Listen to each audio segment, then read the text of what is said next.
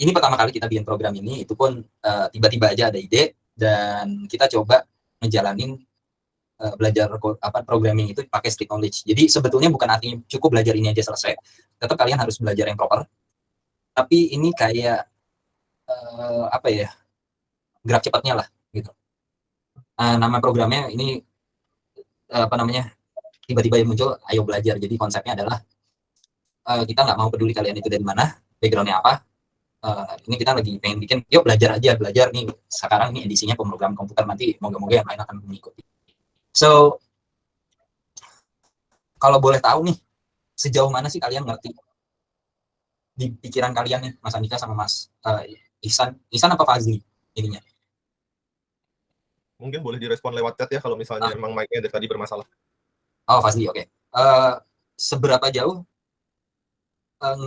kalian paham programming? Programming itu apa sih gitu?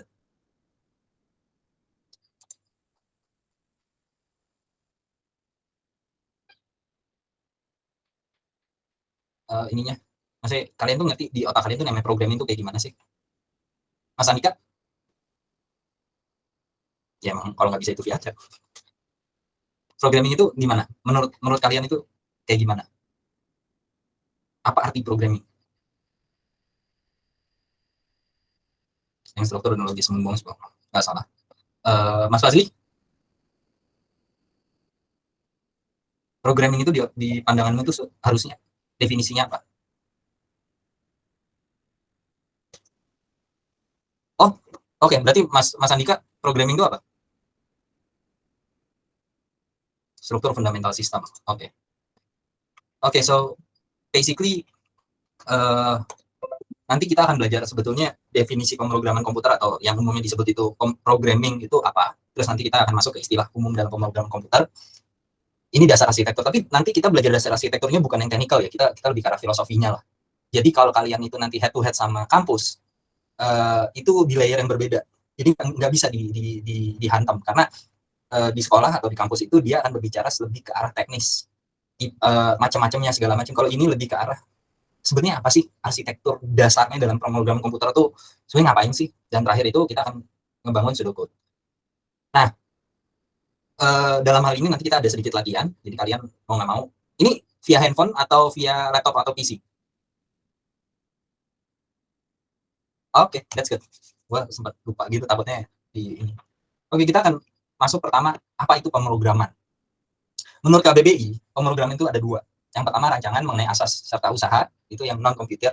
Nah, yang kedua itu khusus untuk komputer, ada urutan perintah yang diberikan untuk program ya, yang diberikan pada komputer untuk membuat fungsi atau tugas tertentu. Jadi in a way, Mas Fazli itu nggak jauh. Tapi Mas Andika itu nggak salah, karena itu bicara ketika kita ngomong apa namanya programming itu memang kita bahas struktur untuk sistem. Nah, jadi programming itu adalah bisa diartikan proses pembuatan urutan perintah yang diberikan ke komputer untuk membuat fungsi atau tugas tertentu. Nah, umumnya dalam pemrograman atau programming itu ada analisa. Terus kedua, ngebikin arsitekturnya. Arsitektur ini bukan kita ngebikin kayak apa namanya hardware-nya pakai apa segala macam, tapi lebih karena nanti ini ngubung ke database atau enggak. Kita belum bahas database-nya pakai apa, tapi ini nanti hubung pakai database-nya atau enggak. Terus kita nanti pakai fungsinya itu harus ngapain aja, kurang lebihnya. Nah, setelah itu selesai, baru kita pembuatan program. Nah, umumnya orang itu berbicara programming itu seringkali disebut coding. Itu dua hal yang berbeda sebetulnya. Coding itu di dalam programming. Nah, pembuatan program itu sendiri artinya coding. Jadi, dalam proses pembuatan urutan perintah itu, di dalamnya adalah ngetiknya, nah itu codingnya. Dan terakhir evaluasi, testing, atau kita harus balik lagi ke analisa, atau kita harus balik lagi ke pembuatan arsitektur, atau kita harus coding ulang. Itu sering terjadi. Jadi kalau misalnya kalian udah bikin sebuah program, itu belum tentu program itu selesai sebetulnya. It works, yes, tapi bukan berarti itu sebuah program yang bagus. Nah, program yang bagus itu kayak gimana? Itu bahasa nanti, tapi poinnya adalah itu harus terus dievaluasi. Makanya Windows itu kan nggak stick di Windows 95 ya. Itu akan ada Windows 98, ME 2000, XP, Vista 8, 10, sekarang udah 11. Gitu. Dan God knows nanti jadi apa. Nah, ketika kita bicara programming, seringkali banyak orang-orang itu yang bingung. Kesannya itu bahasa-bahasa dukun. Gitu. Ini yang akhirnya bikin orang takut. Ketika kita belajar programming itu kita ngomong, wah sintaksnya gimana bro? Itu compilernya gini, pakai ini, IDE-nya kayak gini. Nanti kalau functionnya bikinnya kayak gini aja, atau pakai kelas ini atau ini, itu banyak buzzword, jargon-jargon yang akhirnya roaming. Orang-orang tuh bakal the hell are you saying gitu, kita nggak ngerti apa-apa, dan itu jujur banyak sekali orang akhirnya takut nyemplung. So umumnya, istilah umumnya itu ini masih ada beberapa, cuman ini yang paling umum. Pertama, sintaks. Itu kumpulan elemen kode yang menghasilkan sebuah perintah. Contohnya kayak gimana? Taruh Pak, buka dulu. Kita pakai bantuan namanya Excalibur. Use it.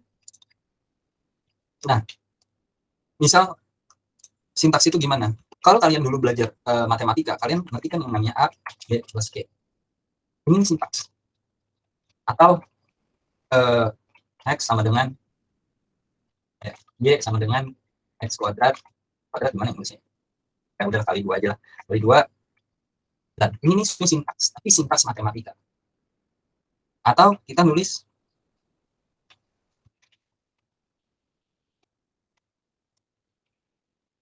ini juga sintaks, tapi bahasa pemrograman bisa ngebaca ini nggak? Bisa jadi. Jadi kalian tentu aja tahu yang namanya ChatGPT.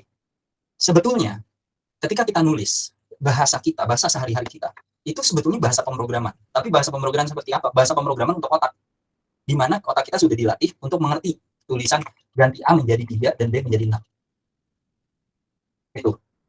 Nah, ini suaranya kecil, itu suara gua kecil atau emang speakernya Mbak Jul yang kecil? Om Jul? Kalau di aku normal sih. Oh, jadi speakernya digedein aja Mbak Jul. Nah, dalam dunia IT kita itu punya kesulitan. Kenapa? Karena mesin itu adalah sebuah alat yang sebetulnya bodoh. Gitu. Mereka nggak ngerti itu konsep. Ini tuh botol, ini gelas. Mereka nggak ngerti gitu. Jadi kita harus benar-benar ngedefine, dan mereka hanya tahu 0, 1. Para ahli dari tahun ke tahun, mereka itu mencoba untuk membuat sebuah bahasa, dan itu bahasa akhirnya jadi banyak banget untuk memberikan sense of logic supaya kita bisa berkomunikasi terhadap komputer, terhadap mesin. Jadi konsep bahasa pemrograman adalah kita belajar bahasa baru. That's it. Kayak kalian belajar bahasa Inggris, kalian belajar bahasa Prancis, kalian belajar bahasa Arab. Sama. Poinnya itu sama. Yang bikin kesannya nakutin adalah karena kita udah kebiasa ngelihat matematika itu adalah sebuah hal yang menakutkan. Gitu. Kita udah kebiasa melihat hitung-hitungan itu takut. Itu bukan salah kalian, itu adalah produk dari kultur kita yang satu dunia ya, di mana didikan kita gitu, kamu tuh harus pintar di matematika, kamu harus ini, masa ini aja nggak bisa nih, dan itu akhirnya nakutin. Sehingga ketika kita melihat sebuah program dan itu ada penambahan, perkalian, atau ada logika untuk A, let's say kita nulis kayak gini, untuk A adalah 10, lakukan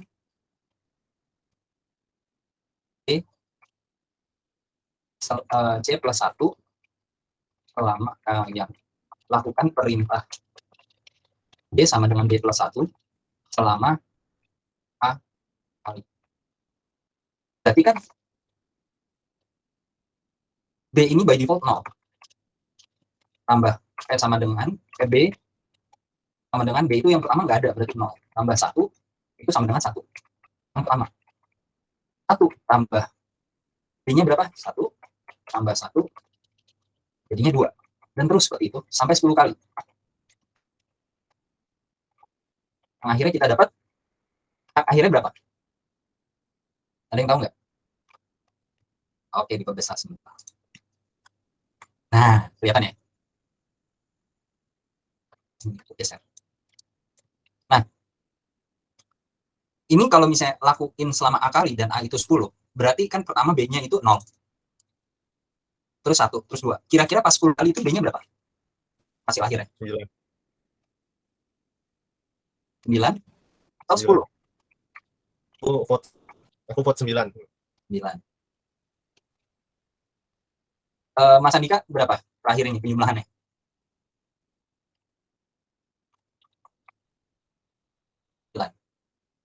Bukan gini. Mas Fasli, menurutmu berapa?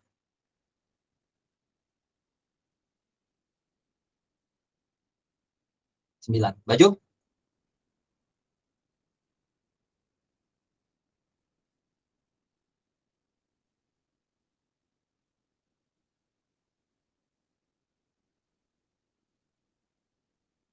Ya, baju hilang. Ya udah.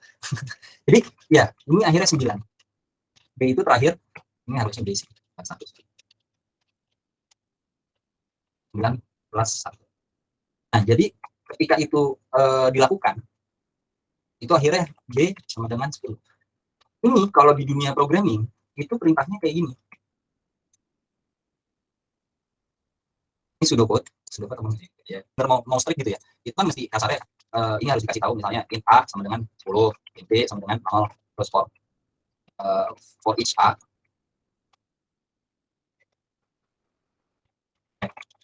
for each value-nya kayak gini atau pakai for. Terus ketika misalnya kita apa namanya ngelihat kayak gitu, itu banyak orang yang akhirnya bingung gitu. Orang akhirnya kayak takut. Padahal sebetulnya itu cuman ngebaca kode aja. Banyak sekarang orang-orang itu yang sialnya itu copy paste tanpa tahu itu tulisannya ngapain. Terus udah gitu mereka alhamdulillah itu bisa bikin kode, bisa bikin programnya gitu karena copy paste itu. Itu more or less faktor luck.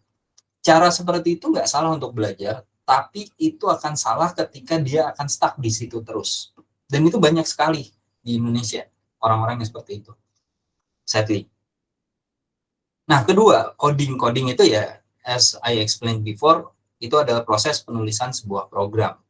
Compiler adalah ketika kita nulis program tersebut, karena itu pakai bahasa yang bisa dimengertiin sama manusia, dia akan translate itu menjadi bahasa mesin. Bisa nggak kita pakai bahasa mesin? Ya bisa, cuman siapa juga yang mau ngetik cuma 0,1 doang gitu. Dan nge-translate itu di otak kita gitu. Kayaknya sih nggak ada yang mau gitu. Jadi bahasa paling gila itu by far itu kan assembler, bahasa paling rendah. Dan itu pun udah bikin orang pusing. Jadi kita butuh compiler. Jadi nanti ada JavaScript compiler, C compiler, Python itu kalau nggak salah interpreter, walaupun akhirnya ada compiler juga. Dan compiler itu sebetulnya nggak perlu kita pusingin kalau emang mau jadi ya programmer tingkat dasar doang gitu. Kecuali kita pengen bikin bahasa sendiri, kita butuh belajar how to build compiler. Tapi kalau misalnya enggak, ya cukup kita download dari internet and that's. Kenapa? Kepencet. Padahal. Nah, setelah itu ada variabel. Variabel itu adalah sebuah perwakilan nilai dalam bentuk alfanumerik yang dapat diubah jika dibutuhkan. Jadi itu variabel ketika kita bicara variabel itu nggak beda sama variabel di matematika, di fisika. Kita ngomong rumus, itu kan kita ngomong misalnya F sama dengan M kali A atau gravitasi itu adalah massa per gravitasi gimana percepatan ya? A ya F per M ya. Iya. Iya. F sama dengan M kali A. Jadi gaya sama dengan massa kali percepatan. Iya, gue lupa gravitasi itu percepatan juga ya.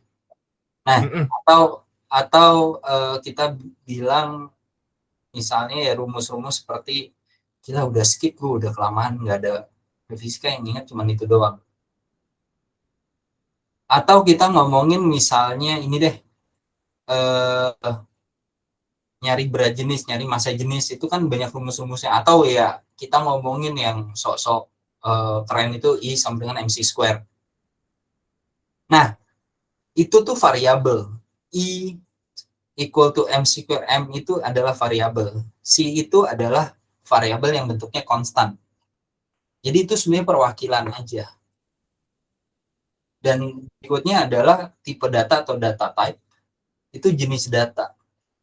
Ini memang seringkali bikin masalah ketika kita nganggap remeh.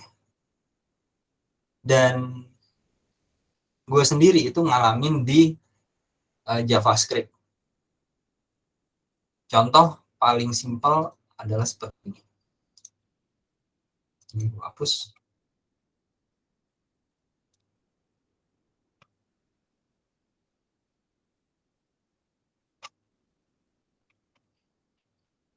Satu sama dengan berapa? Mas Fazli? 2. Ya, semua orang tahu ya. Tapi kalau gini, dimana satu yang pertama adalah teks, bukan angka.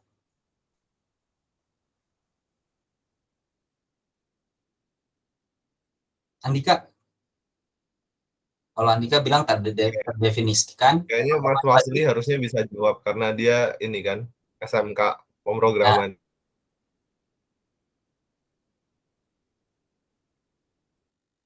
Nah, Mas Fazli?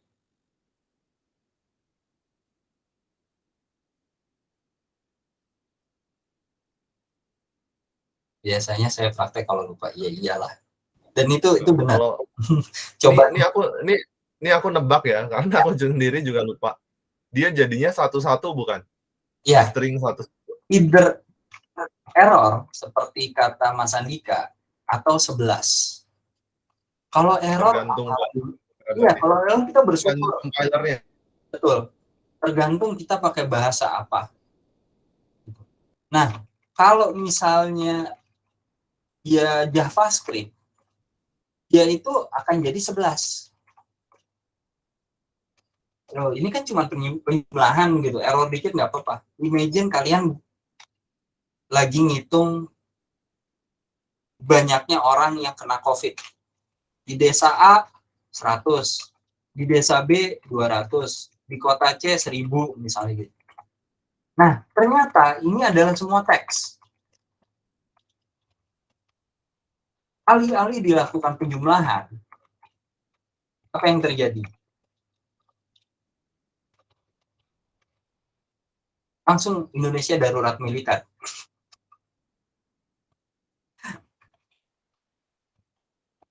Dan kebetulan kita pasukannya itu rakyatnya itu nggak nyampe 1 miliar gitu. Nah di sini tuh apa namanya terjadi error, ya jadinya conconnect. Gue nggak bisa ngomongnya. Jadinya digabungin. Ketika ini akhirnya jadi concat, itu akhirnya orang itu diberikan dengan kode yang dengan value yang salah. Makanya data type itu menjadi penting. Untuk beberapa bahasa seperti C, Rust, Python, kayaknya Python juga. Nah, itu akan jadi error karena ini datanya salah, compilernya bilang no. Ini data salah, ini error. Coba cek. Tapi untuk kayak JavaScript, dia tuh nggak peduli. Jadi tambahin aja terus gitu kan. Oh, yang ini string, berarti yang ini dianggapnya string semua gitu atau teks semua. Nah, ketika itu terjadi dan kalian nggak nentuin, kalian nggak tahu mau tipe datanya apa, itu jadi repot. Itu kenapa tipe data itu penting. Nah, terus berikutnya library. Ini sebetulnya zaman gua awal-awal coding ini sesuatu yang langka karena dulu internet itu baru diperkenalkan ya. Jadi dulu masih pakai C dan sekarang download, tapi it helps. Daripada kita pusing-pusing bikin fungsi atau kita bikin otomasi hal tertentu, ada orang-orang di luar sana, entah itu berbayar atau enggak, yang udah bikin ini program-program atau helper-helper kumpulan dari fungsi atau kelas yang disediakan untuk tugas tertentu dalam memudahkan pembuatan sebuah program. Jadi ketika kita bilang zaman dulu programming itu ribet, itu benar. Tapi ketika kita bilang sekarang itu programming ribet, kayaknya tar dulu deh. Kenapa? Karena library atau pustaka yang tersedia itu udah banyak banget. Sebagai contoh gini, zaman dulu ketika orang pengen bikin, let's say tahun 2005 deh, orang mau bikin tampilan grafik di web, itu jago banget. Dia harus benar-benar bikin satu-satu gitu, karena at that point itu susah. Yes, udah ada jQuery, tapi yang benar-benar easy to use itu susah. Sekarang banyak banget yang nawarin dengan berbagai tipe. Gitu. Ada yang pakai React, ada yang pakai Vue dengan berbagai framework. Gitu. Jadi sekarang itu kita sebetulnya nggak perlu lagi berpikir keras ketika kita hanya untuk bikin sebuah program yang simple. Beda halnya ketika kita pengen bikin AI yang totally baru. Bahkan AI aja sekarang udah ada library-library-nya, pakai kayak transformer gitu kan. Terus model-modelnya pun udah disediain. Nggak bikin dari nol. Nah, tugas library itu supaya kita nggak bikin dari nol. And it helps. Jadi, saran gue sih, ketika kalian bikin program, kalian cari library.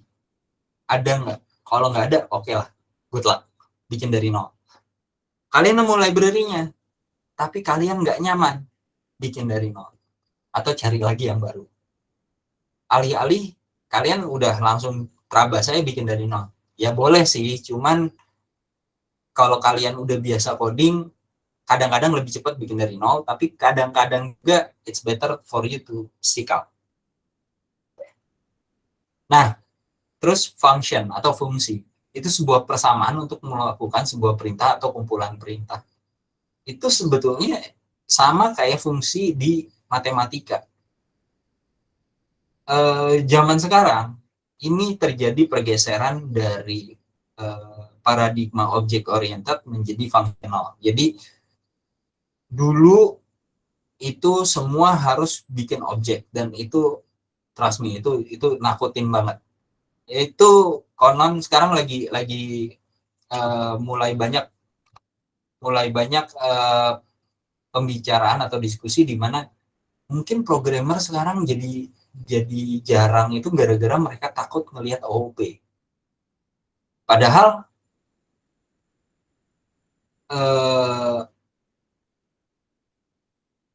kalau kita melihat itu sebuah fungsi aja based on function, it's it's much easier. Walaupun teman-teman gue bilang gampangan kelas, ya itu beda orang. Nah, kelas itu apa? Kelas itu adalah sebuah pola dasar atau template untuk kumpulan variabel, fungsi, dan struktur objek yang dibutuhkan untuk mewakili sebuah kategori. Sebetulnya itu. Persisnya gimana? Persisnya adalah, mana tadi ya? Persisnya adalah, karena kita bikin kelas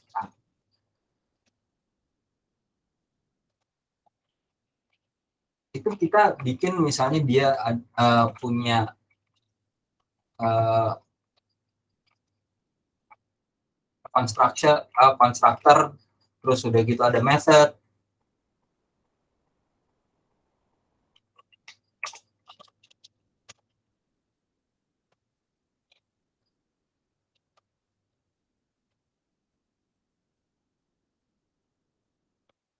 Nih, gue masalah ya, jadi ini nggak persis banget karena lagi skip tidur. Misalnya tambah B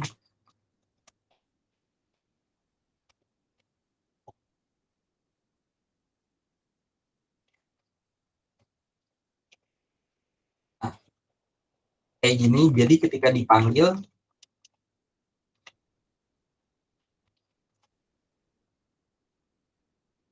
yang akan menghasilkan 9,3 aja mikir, hasilkan 12.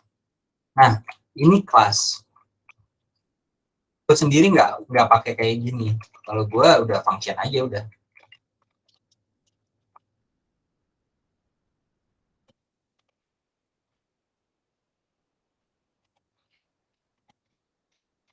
Ini aja langsung.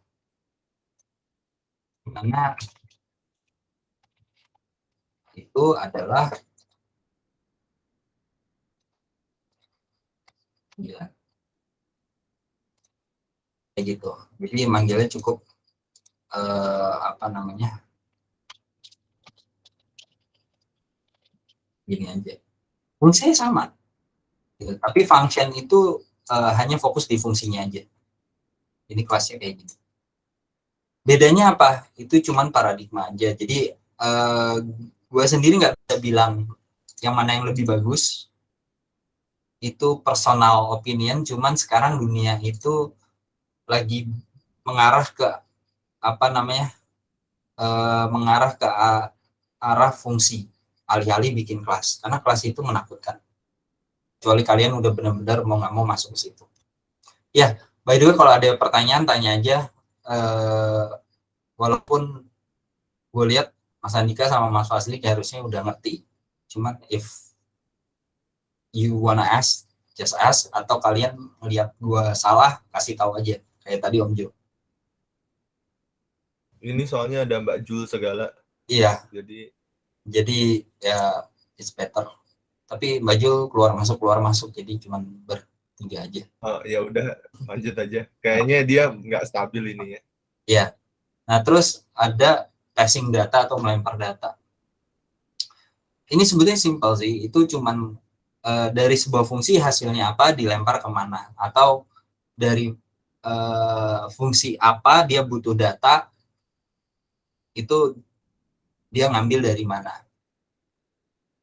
Ini sempat ada yang pindah jurusan waktu itu gara-gara dia nggak ngerti konsep passing data gitu. Setelah dia pindah ke ekonomi, ketemu gitu kan, ngobrol gitu, aku nggak ngerti passing data apa gitu. Ya ini cuman kayak gini dijelasin, terus dia yang kayak ya gitu doang. Iya tapi dosen waktu itu ngajarin ribet banget. Ya ya udahlah ya gitu kan, beda beda pengajaran ya, beda orang gitu. Nah return itu adalah konsepnya dan mengembalikan. Jadi semua perhitungan, semua perintah itu harus mengembalikan sebuah hasil. Walaupun mengembalikannya itu artinya tidak mengembalikan apa-apa ya. Jadi ketika kita suruh robot itu jalan, ya dia akan jalan. Returnnya apa? Jalan. Walaupun kita nggak akan ngambil sebuah hasil dari situ, data dari situ, berarti itu returnnya itu nggak ada. Tapi artinya dia itu yang return nggak ada, mengembalikan nothing. Gitu. Karena nggak ada data yang kita butuh lagi. All you have to do is do the process, and that's it. Gitu.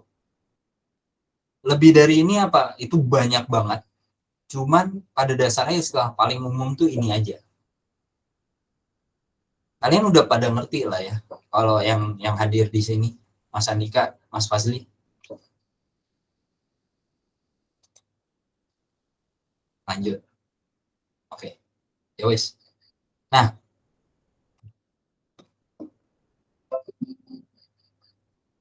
sebetulnya dasar arsitektur yang paling basic itu cuma dua ini. Jadi dalam membuat sebuah program itu cuma declare dan execute. That's it. Nothing more, nothing less. Dan kalau misalnya kita analogikan ke kehidupan sehari-hari, itu sama kayak kita ngelihat resep masakan. Mas Fazli pernah bikin program kan?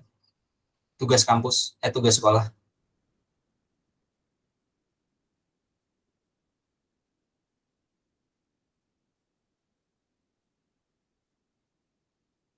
Mirip nggak kayak gini? Di declare dulu variabelnya apa, habis itu di execute, dijalanin.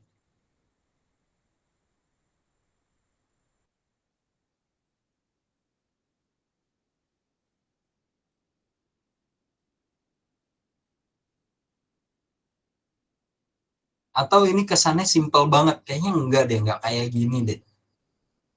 Ya kan? Dideklarasiin dulu, habis itu dieksekusi. Karena emang dasarnya cuman ini. Jadi sebetulnya masalah di programming itu di mana?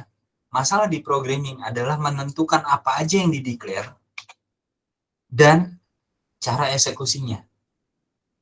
Yang jadi kasus oleh kebanyakan programmer adalah eksekusinya itu mereka bingung. Padahal, dan ini lucu ya, waktu itu gue ngajar di kampus dan gue iseng, gue kasih resep, coba bikin, dan mereka fail. Jadi contoh gini, pseudocode. Satu ikat kangkung, ketika itu dijadiin bahasa komputer, maka ini jadi ikat kangkung sama dengan satu. Artinya apa? Tipe datanya adalah ikat, atau satuannya adalah ikat. Jadi tipe data itu sebenarnya satuan. Variabelnya namanya kangkung, dan jumlahnya satu. Sama. Buah lombok merah besar sama dengan satu. Kayak gini. Tapi ini kan nggak ada tipe datanya kan. Ya kita making up. Karena ini pseudocode. Jadi ini tipe datanya buah. Dan ini lombok merah kecil sesuai selera.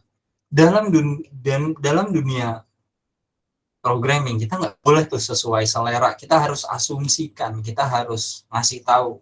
Kecuali kita bikin bahwa itu adalah inputan user. Tapi dalam hal ini untuk awal-awal kita nggak pakai itu. Jadi kita let's say masukin 4 dan sisanya. Dan ketika eksekusi itu kan sebetulnya sama kayak gini.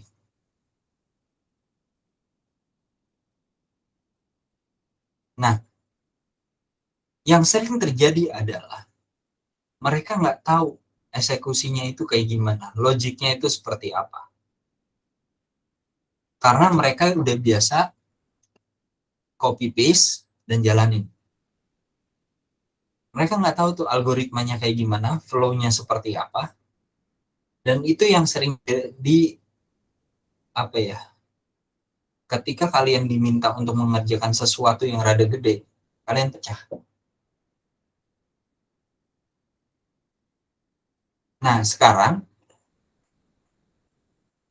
sampai sini ada yang mau bertanya nggak? Aku dong, aku nanya. Om Jo. Jadi kan gini ya, aku di kantor itu juga kan di IT. Yes, maksudnya ketika kita copy paste, terus habis itu kita nggak ngerti algoritmanya, jadi problem. Ya. Jadi maksudnya ketika kita istilahnya project kantor itu nggak akan sama kayak yang ada di internet manapun gitu kan. Ya. Jadi aku bisa copy paste, tapi aku nggak bisa implement itu di situ. Nah, berarti sebenarnya kalau kita lagi belajar programming, boleh nggak sih copy paste? Gue nggak bisa bilang nggak boleh, tapi sebaiknya jangan. Oke. Jadi gini, karena tujuan belajar itu kan sebetulnya untuk paham ya. Kalau misalnya kita copy paste atau copy paste, itu kan kita ibaratnya gini, lo lagi belajar cara bikin sayur asam. Konsep belajar bikin sayur asam kan benar-benar tahu kan jeroan serua bikin sayur asam itu kayak gimana, benar nggak? Nah, terus alih-alih nyari bumbunya bikinnya seperti apa, beli aja Masako, masukin, selesai. Nah, sebetulnya bisa nggak caranya kayak gitu? Ya bisa, sah-sah aja gitu.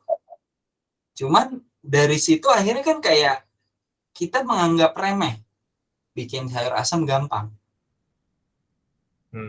Dan akhirnya kita nggak bisa tuh kita jualan sayur asam. Saya konsep belajar sayur asam itu untuk jualan sayur asam ya. Karena kita belajar programming itu kan buat nyari duit ujung-ujungnya. Nah, kalau kita jualan sayur asam cuma pakai bumbu instan, ya kita stuck aja di situ terus dan kita bilang gampang. Dan itu akan kalah dengan orang-orang yang belajar cari bumbunya kayak gimana cara bikin sambelnya, gimana cara nyari asam yang bagus, gimana cari sayur-sayur yang bagus itu kayak gimana, masaknya itu bagusnya gimana, bumbunya itu bisa diutak-atiknya kayak gimana, itu akan beda kualitasnya. Jadi ketika kita belajar, usahain jangan copy paste. Kalau kita kerja, however, itu udah beda urusan. Yang penting beres dulu. Yang penting jangan dipecat, bukan yang penting beres. Yang penting jangan dipecat. Yang penting deadline nyampe lah. Iya, jadi kadang-kadang gini, kadang-kadang kita juga harus pahamin bahwa kita hidup itu bukan sama orang yang semuanya ngerti programming. Gue sendiri itu juga sering banget ketemu orang yang gini, bro, bikinnya kayak gini-gini, gampang lah bro, gitu kan. Cuman gini-gini aja kok. Iya, iya sih, gitu, cuma ngetik doang. Gitu. Kebetulan waktu itu dia posisinya kan sales. Sales itu kan cuma cuap-cuap terus jualan kan. Cuap-cuap. Tapi kalau Anda jadi sales jadi beda ntar. Apa? Kenapa, Om Jo? Seninya masing-masing. Jadi ketika sales ngomong ke kita, oh kita kan kerjaannya cuma nulis-nulis doang. Tapi ketika kita ngomong ke sales dia kerjaannya cuap-cuap, ya memang iya gitu. Iya, jadi kayak sales itu cuap-cuap juga ada triknya. Gitu. Jadi kalau kita bilang sales itu cuap-cuap, dia akan bilang ya udah coba aja lo jual. Ya kan? Jadi people tend to simplify things to the point ketika akhirnya itu jadi kayak degrading bidang lain yang dia sebetulnya nggak expert. Dan kita hidup di dunia itu. Jadi ketika kita kerja, copy paste itu walaupun gue nggak saranin itu tetap aja gue akan masukin itu sebagai pilihan. Nah, setelah copy paste jadi coba kita bikin yang benarnya, versi benarnya gitu. Jadi tujuannya itu bukan selesai, bro. Karena kalau copy paste itu kemungkinan selesainya itu kecil. Tapi jangan sampai dipecat. Selamatkan diri sendiri. Nah, jadi kita tetap copy paste oke, cuman kita harus masuk ke dalamnya, pelajari itu gitu kan ya. iya.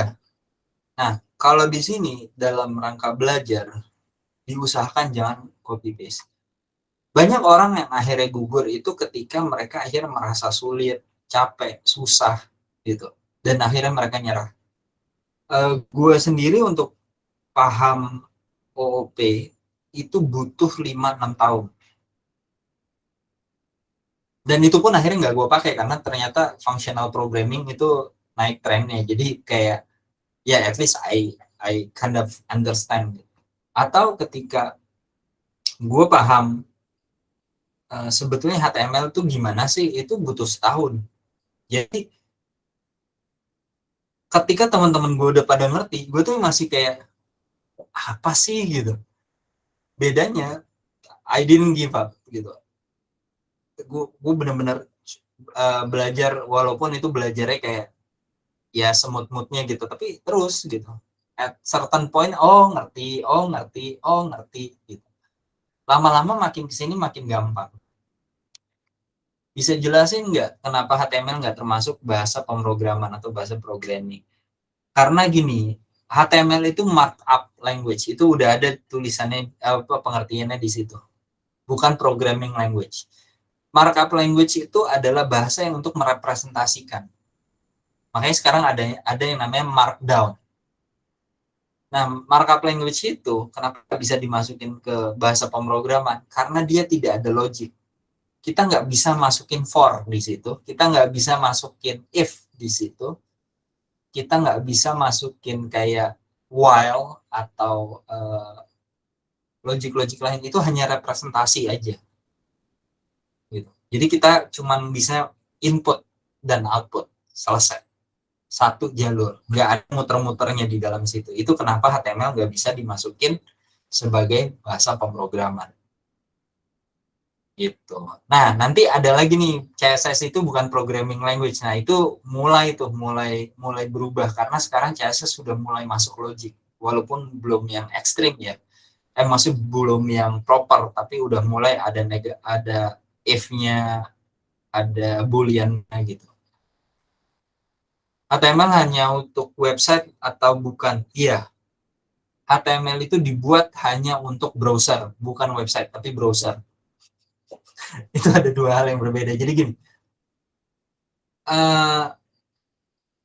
HTML itu kalau kita bilang untuk website only, karena ada beberapa sistem itu pakainya displaynya pakai HTML. Tapi dia bukan sebuah website gitu. Dia adalah interface untuk sebuah program yang tampilannya itu pakai browser. Gitu. Jadi in way yes, HTML itu cuman untuk browser. Karena itu emang diciptakan hanya untuk browser. Sama seperti gini. Mobil itu diciptain itu untuk darat apa untuk udara? Ya untuk darat doang. Nggak bisa mobil itu terbang. Walaupun ada orang, tapi kalau dikasih ini ya kalau dikasih ini ya pasti nambah. HTML itu menjadi sebuah sistem yang dinamik ketika ditambahin JavaScript atau ditambahin Rust atau C. Tapi by default HTML itu adalah bahasa markup atau bahasa yang untuk merepresentasiin sesuatu tanpa ada logic di dalamnya. Gitu. Soalnya semua yang markup language itu adalah merepresentasikan sesuatu. Gitu. Mbak Jo, sampai sini udah bolak-balik, paham nggak? Apa pusing?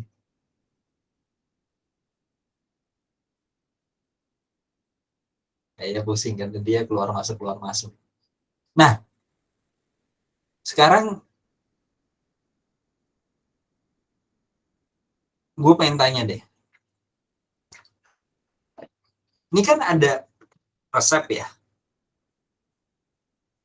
Terus sampingnya ada kurang lebihnya kode. Nanti Mbak Jo paling ini aja besok private aja deh. Nanti diulang. Ya Om Jo ya? Bisa, gampang, Nah, bisa diatur. besok atau lusa lah gitu. Lusa gue ada meeting. Besok paling. Jadi sebetulnya kalau kalian mau ngelatih logik kalian dengan cara yang paling gampang, itu pakai resep masakan. Resep masakan itu adalah pemrograman yang paling enak. Jadi gue bikin isengnya gini. Dan ini kalian actually bisa ngetes di rumah ya. Ini dalam tanda kutip PR. Kalian pasti ada teman-teman yang pengen coding, pengen belajar programming gitu kan. Simpelnya gini. Bikin resep, nggak usah yang kode-kode kayak gini ya, nggak usah kode-kode yang aneh-aneh. Kayak gini nih, persis kayak gini, ini literally resep. Kita belum masuk pseudocode banget deh.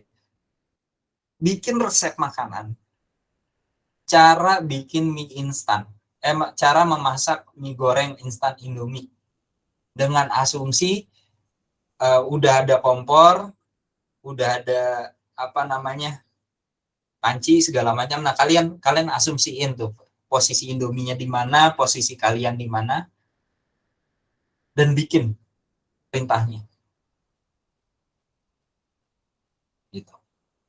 bikin aja kayak gini. Nah, sampai situ masih gampang dong. Tapi yang ngetes itu teman kalian, dan tugas teman kalian adalah mastiin itu yang kalian bikin salah. Sebagai contoh gini.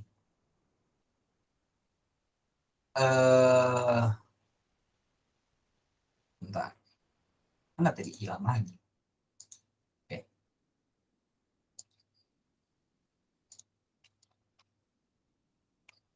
Let's say untuk Indomie itu kita butuh tentu aja 1 buah Indomie. Terus kita butuh panci. Terus kita butuh 1 buah bir. Ini kan umumnya kayak gini ya, orang bikin ya, untuk bikin Indomie instan. Karena Indomie instan tuh simple banget. Benar nggak? Menurutmu deklarasi ini atau bahan ini cukup nggak?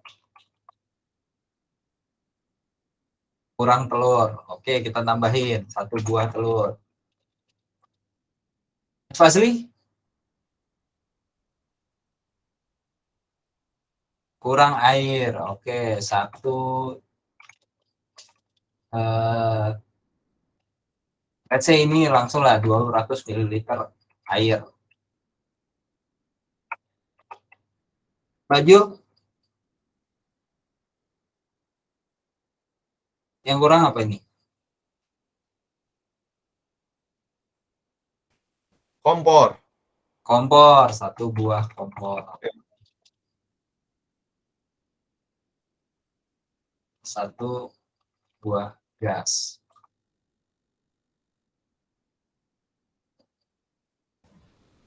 Ini sendok buat ngaduk atau garpu. Kurang orang ya, orangnya usernya nggak masuk.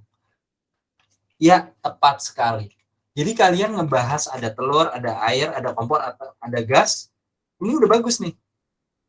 Tapi ketika ini dijalanin, nggak akan bisa kalian cicipin. Kenapa? Makanannya nanti segini itu nggak ada apa namanya sendok sama garpu gitu. Nah jadi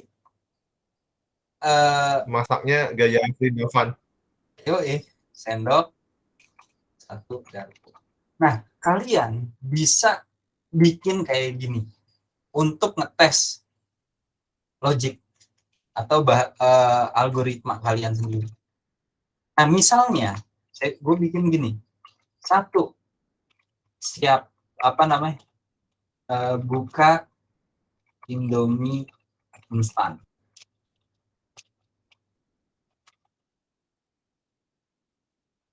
2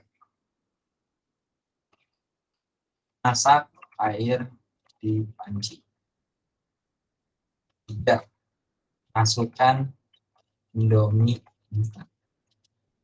4 tunggu sampai mendidih. 5 hidangkan. Ini jadi nggak Indominya?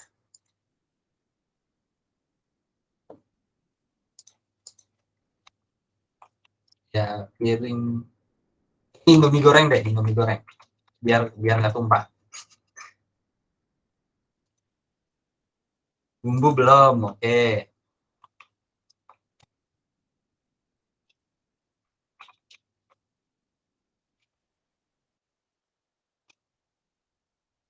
Yul, ini jalan nggak? Maksudnya ini jadi nggak nih Indominya?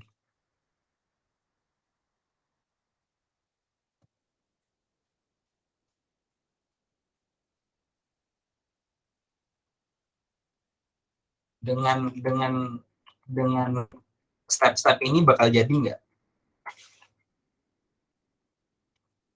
Kenapa? Kenapa nggak jadi? Nggak diaduk. Oke. Kalau aku nggak ada yang salah di sini. Nggak ada yang salah. Yang salah itu tuh. Jadi kalau aku baca gini ya, sebagai orang yang nggak ngerti Indomie gitu kan, aku ngelakuinnya adalah pertama buka Indomie instan, dibuka aja kan, nggak dikeluarin 1. Kemudian masak air di panci. Oke, aku masak air di panci. Terus masukkan Indomie goreng instan. tuh masukin kemana? Satu, masukin kemana? Kedua, kalaupun aku tahu masukin ke air yang ada di dalam panci, aku masukin sama bungkusnya di situ. Ya, tepat sekali. Itu. Pertama, dan itu ada miss lagi, airnya nggak mendidih juga. Ya, jadi banyak sekali. Cuman kalau kita pakai nalar manusia, pada ngerti nggak kayak gitu? Ngerti. Ya, ya, paling kita bisa bilang kalau nggak ngerti bego aja gitu Ya, kan. kalau nggak ngerti bego gitu. Lo ngapain sampai sama bungkus-bungkusnya gitu. Nah, tugas teman kalian adalah segoblok itu gitu. Jadi manusia yang sebego itu. Jadi buka Indomie goreng instan gitu. Ya udah dibuka, terus masak air di panci. Airnya itu belum dipanci, men. Di situ aja udah salah. Iya. Pancinya kan masih kosong. Iya, airnya udah nggak mendidih. Terus masak air juga gitu loh. Nah, airnya itu mana gitu. Nah, kalian peragain. Dan ya itu ganti-gantian gitu. Cari kesalahannya sebisa mungkin. Ini aja. Mahasiswa itu jungkir balik loh. Harus sedetail mungkin. Jadi anggap nih si komputer ini nih benar-benar makhluk yang paling pinter. Kecuali satu kekurangan, dia nggak tahu apa-apa. Dia nggak tahu kalau ada yang namanya panas, ada yang namanya dingin, ada yang namanya jalan gitu. Kalian cari teman, ganti-gantian. Ini adalah dasar dari algoritma. Ini selesai nih, baru kalian bolehlah ngomongin technical stuff. Tapi ini dulu aja. Ini nggak lewat. Dan nggak boleh ada ini ya. Udahlah bro, ini kan logika aja. Ya, itu udah salah. Pokoknya yang ngetes itu harus orang yang ceritanya segoblok itu gitu. Jadi seperti kata baju isi air ke panci, ini kan nggak ada. Nah ya udah, masak air di panci, airnya mana? Nggak ada, udah error di situ. Atau isi air ke panci, let's say ini jangan pakai nomor lah ya.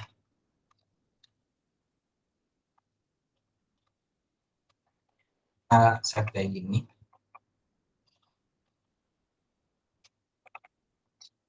Ini isi air di panci.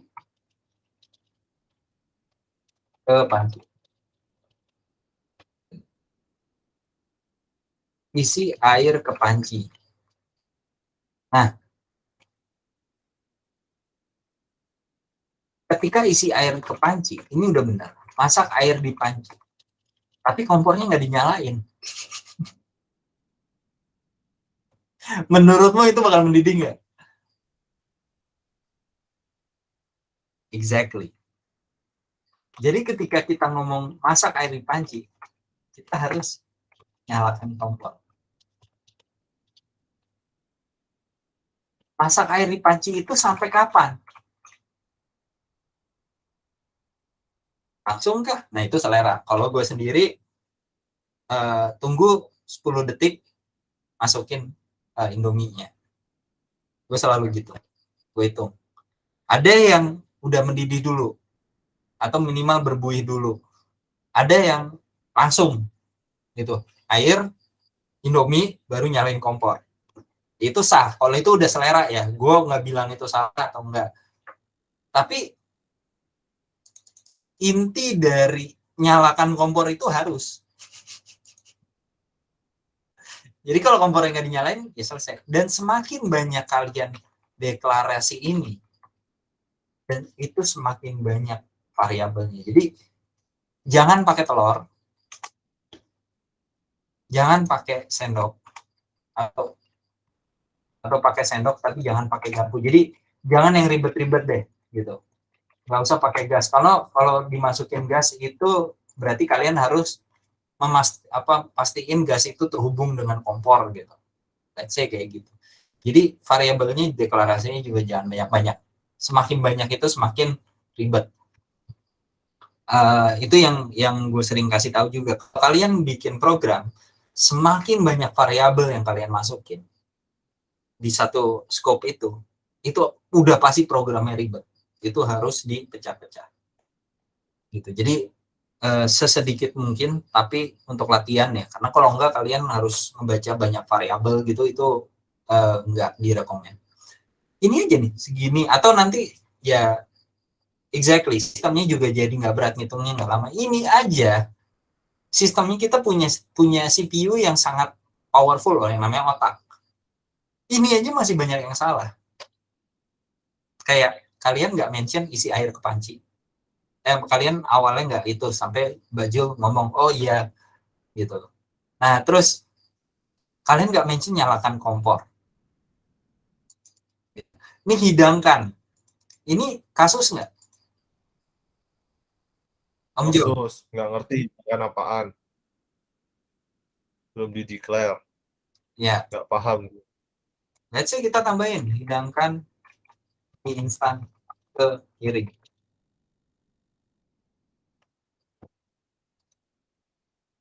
Ini masih masuk akal nggak? Masih sih, hidangkan itu harus dijabarkan. Hidangkan itu apa? Taruh mie instan ke Iya. piring. Nah, itu masih ngerti. Masih better ya. Ya. Ada nggak kemungkinan ditaruh mie instan ke piring itu setelah proses ini, dia udah dipanci, terus tunggu sampai mendidih, misalnya semuanya benar, ada nggak chance ini jadi berantakan? Ada, kan airnya belum dibuang. Itu satu. Mas Fazli,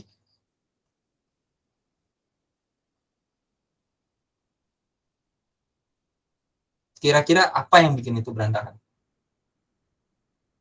Gue tambahin dulu deh.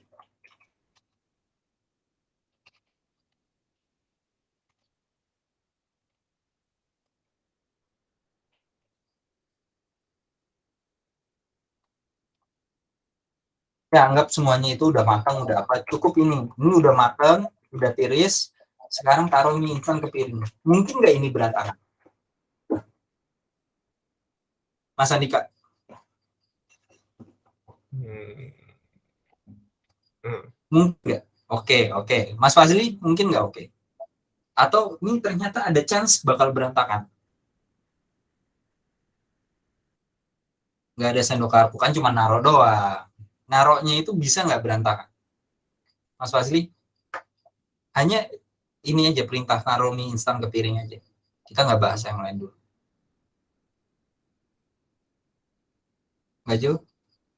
Mungkin akan berantakan. Oke. Baju? Naronya itu mungkin nggak bakal jadi berantakan?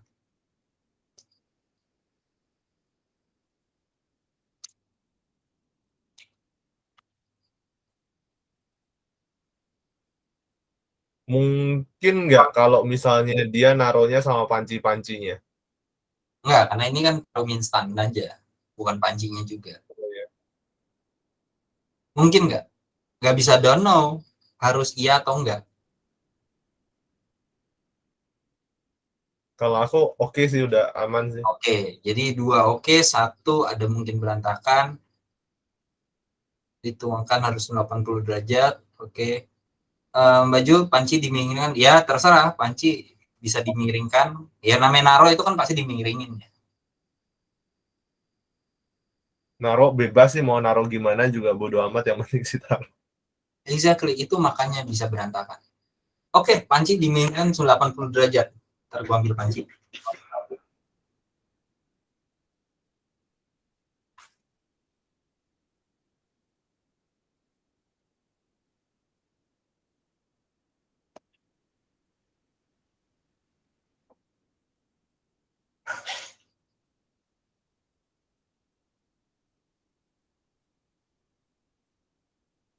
Tara, panci. Nah, ketika panci ini dimiringkan, berarti kan 80 derajat kira-kira gini ya. Hmm. Benar nggak? Hmm. Ya, Bakal berantakan? enggak. Enggak. Oke. Baju, mungkin nggak berantakan?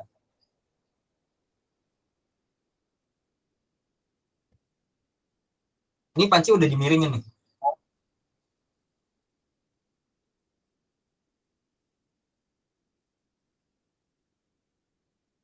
Sekarang gini, ini gue baru makan mie. Ini tapi mirip, naruhnya kayak gini jauh. Mungkin nggak berantakan, sama-sama miring loh. Jarak dari piring ke panci itu jaraknya 1 meter atau 30 cm. Mungkin nggak berantakan. Mungkin. Exactly. Dan lakukan itu untuk membuktikan bahwa temenmu tuh nggak bisa coding, kasarnya gitu. Do everything it takes sampai dia bener-bener detail. Titik komanya detail. Salah di grammar, salah. Kalian nemu celah, salah. Sesadis itu. Sampai akhirnya harus perfeksionis. Kenapa? Karena kalian itu bikin kode, bikin program. Ketika sebuah program itu ada miss, itu bisa berakibat bug atau glitch. Ya, kalau kalian cuma bikin ya program-program simpel ya kayak kalkulator atau to-do list untuk kalian pribadi. Imagine kalian bikin program untuk pemerintah. Atau kalian bikin program untuk sekolah kalian, atau untuk kampus kalian, atau untuk kantor kalian. Ya, kalau nggak kelihatan ya udah. Kalau nggak ya bugnya itu akan introduce. Gitu, akan diperkenalkan ke dunia gitu akhirnya. Dan itu sering terjadi. Gitu. Dan kalian walaupun udah bikin ini belum tentu itu kalian akan bisa perfect. Nah, tapi setidaknya kalian udah tahu, oh ini kayak gini. Dan di situ by default kita akan belajar algoritma step-stepnya. Gitu. Jadi banyak orang yang berpikir bahwa algoritma untuk komputer itu wah kayaknya ribet banget. Actually dari resep aja bikin kayak gitu. Itu. Kalian latihan itu aja. Cari teman yang rada gila. Dan sorry to say kalian harus punya modal karena kalian akan masak mie yang banyak. Jadi ngetes gitu kan, mie gitu dibuka gitu ya. Dan ini nggak bisa terus-terusan ya karena kalian jangan sampai dibuang lah. Itu kalian udah dimasak ya, habis itu ya kalian harus makan. Jadi itu habis itu ya kalian pikirin gimana caranya. Um, tapi pada dasarnya ya kalian latihan kayak gitu. Minsan aja dulu sampai benar-benar jadi. Nah, cari teman yang mau kayak gitu. Sounds stupid, but it works. Latihan ini gue coba ke petani 2 orang, umurnya tuh di atas 27. Yang satu 34, yang satu 28. Yang satu itu selain jadi petani, dia itu guru tajwid gitu untuk anak-anak kecil belajar ngaji. Yang satu itu dia ya ikut itulah bantu-bantu apa namanya ormas. Mereka itu 2 bulan hanya belajar ini aja. Cuman belajar ini aja. 1 bulanan sih, gak 2 bulan full. Setelah itu baru diperkenalkan ke kode. Dalam tempo waktu 3 bulan, mereka udah bisa bikin aplikasi pakai Vue. Bukan pakai React ya. Waktu itu gue masih pakai Vue. Jadi dalam waktu tempo setelah itu 1 bulan itu, mereka itu udah bisa HTML, CSS dan Vue. Mereka bisa bikin CV gitu. Mereka udah mulai ngatain top sampingnya gitu kan. Ah lu desainnya cupu gitu. Itu petani. Di imagine kalau kalian yang udah terekspos dengan teknologi, apalagi Mas Fasli SMK dan Mas Andika tuh udah ngerti juga di kantor, harusnya kalian pertama lebih cepat dan ngebutnya nanti akan jauh lebih cepat. Gitu. Sampai sini ada pertanyaan?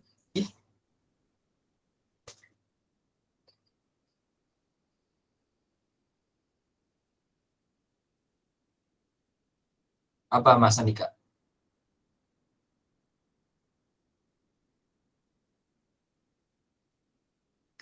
Ya, lagi ngetik deh.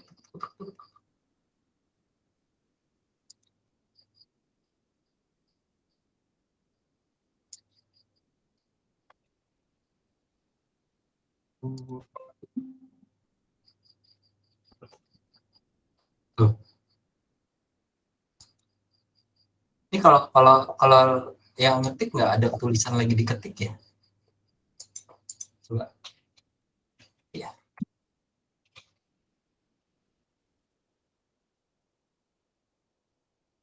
Barusan kalau dia tinggal saya masih bereksekusi ya. Declare apa aja kesulitannya. Sebetulnya kalau di declare itu, deklarasi itu sebetulnya kesulitannya hampir nggak ada. Lebih ke arah kita harus declare sesuatu yang kita udah tahu pasti di declare. Kalau enggak ya nggak usah dipikirin dulu. Sampai nanti ketika kita mulai masuk ke eksekusi, baru kita nanti, oh iya ini harusnya di declare nih. Itu harusnya dikasih nih. Oh ini harusnya kita tambahin ini nih. Gitu. Jadi isunya itu lebih ke arah eksekusinya, bukan di deklarasinya. Bahkan ketika kita misalnya ngomong start ini di cuman satu, kita cuman tahu nih, pokoknya Indomie goreng instan. Buka Indomie goreng instan, terus kita bilang isi air ke panci. Wait a minute. Air itu apa? Panci itu belum gini, baru kita tambahin. Gitu. Kita tambahin panci sama air. Nyalakan kompor. Wait, kompor belum, tambahin kompor. Kayak gitu. Jadi nggak perlu di deklarasi itu kita berpusing-pusing ria. Cukup yang kita tahu itu apa.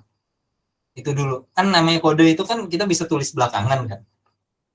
Kita bukan yang apa namanya lo harus benar-benar jadi dari awal gitu kan enggak. Jadi isu terbesar adalah ketika kita eksekusi dan itu algoritmanya tuh carut marut. Karena orang itu cenderung dia akan belajar teknik-teknik yang pro, tapi basicnya mereka nggak menguasain. Dan itu banyak banget terjadi. Kalau kalian mau iseng, coba aja tes programmer. Mas Andika di kantor ada programmernya kan? Banyak kan? Ya maksudnya nggak cuma satu gitu. Nah, coba aja tes kayak gitu. Iseng. Pasti mereka miss. Gitu. Ya iya, makanya gitu. Jadi masalahnya tuh di logika untuk algoritmanya. Makanya di universitas itu ada yang namanya algoritma pemrograman. Itu belajar itu doang sebetulnya. Dan sialnya itu kebanyakan teori, harusnya kebanyakan praktek gitu. Dan prakteknya emang konyol-konyol harusnya gitu. Tapi kan ya biasa ya, kadang-kadang kampus itu kalau misalnya prakteknya kayak gini gitu kan kayak lucu gitu. Sementara mahasiswa kan pengennya yang keren gitu. Jadi akhirnya malah tambah ribet. Padahal sesimpel ini. Ini aja udah pusing. Nah, dan ini untuk latihan bagus gitu. Mas Fazli tadi nanya apa?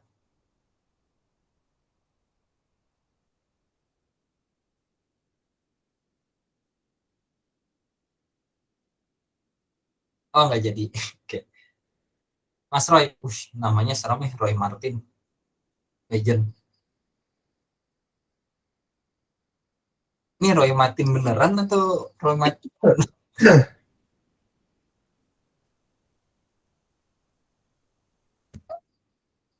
Um, Care to introduce yourself, Mas Roy?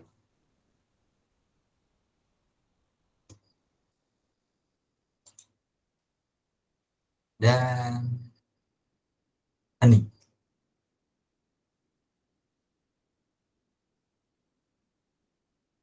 Om Jo bisa diintroduce Mas Roy gimana? Aku juga belum kenalan kayaknya. Oh belum kenalan, oke. Okay. Ya jadi buat yang baru join um, bisa langsung chat. Kalau misalnya mic-nya nggak nyala, ya silahkan lewat chat. Dan hilang. Udah biarin aja udah. Ya, oke. Okay. Nah, terus ketika kita misalnya udah bisa kayak gitu gimana? Kita habis itu next step nanti kita baru belajar code splitting. Kita untuk next meeting kita akan lebih mendalami ke code splitting, sama kita mulai belajar tipe data itu apa dan macam-macamnya, lebih ke teknikal tapi belum, masih basic sih. Jadi kalau kalian merasa ini apa namanya terlalu basic gitu, terlalu dasar, karena memang ini masih dasar, tapi ini penting gitu. Jadi yang kayak tadi latihannya, kalian harus coba aja iseng-iseng. Gue sendiri itu ketika bangun startup, dan ini sampai sekarang ya, hal paling sulit yang gue cari adalah programmer. To be honest. Bukan karena nggak ada yang nganggur, banyak banget yang nganggur, tapi nggak ada yang lulus. Jadi konsep bisanya gue adalah itu tadi, logiknya nggak payah kalau kata Andika. Tapi untuk mencari logiknya nggak payah itu susah. Banyakan itu pakai framework yang udah jadi, ngikutin tutorial, and that's it. Mereka udah ngerasa bisa. Dan gue harap ya kalian nggak kayak gitu. Ketika kalian bisa, ya kalian bisa. Minimal dari logiknya. Terus contoh yang algoritmanya kuat, tapi dia belum bisa bahasanya, dan dia baru nyemplung, bisa nggak ngejar banget? Actually, hanya butuh 1,5 bulan. Karena algoritma dia bagus, pemahaman dia untuk membaca kode juga bagus, dia hanya ngelihat pattern dari sebuah bahasa pemrograman, and that's it. Selesai. Melihat dari pattern dari tools, selesai. Jadi waktu 1 bulanan itu dia pakai buat riset, untuk mempelajari itu. Nah, ketika kita lihat orang-orang yang hanya dalam tanda kutip ya bergantung sama copy paste, itu jauh banget. Itu karena ini penting. Itu kenapa ini penting sekali.